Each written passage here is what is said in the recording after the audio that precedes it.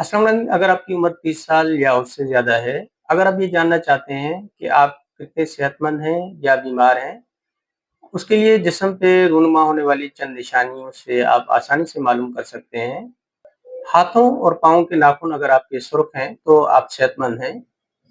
होंठ सुर्ख होने चाहिए बच्चों की तरह। चेहरे पर सूजन नहीं है, आँखों के नीचे वर्म नहीं है, हाथों और पाँव में वर्म नहीं है, आँखें साफ हैं, तो ये सेहत की निशानी है।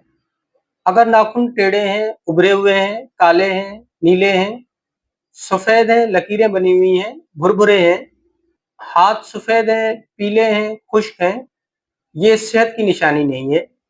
होंठ सुर्ख हो, पिंक होने चाहिए, नीले हैं, खुश्क हैं, फटे हुए हैं, फूले हुए हैं, हर वक्त सूजे हुए रहते हैं, ये बीमारी की साइन है। आपके मसूड़े, ज़ुबान सुर्ख है, पिंक है, दाँत सफ़ेद है, ये सेहत की निशानी है।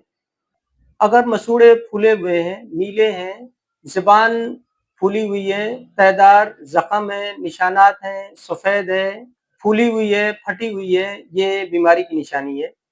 अगर आपके जिस्म की शरियानें, नब्ज़ या पल्स एक्सरसाइज़ के दौरान या बाद में जानदार हो, तो ये सेहत की निशानी है। अगर साँस ज़्यादा फूले, जिस्म सुन्न होने लग जाए, पल्स स्लो हो, ये सेहत की अलामत नहीं है। बाल चमकदार होने चाहिए, बेरौनक, खुरदुरे, बेजान, ये सेहत की निशानी नहीं है।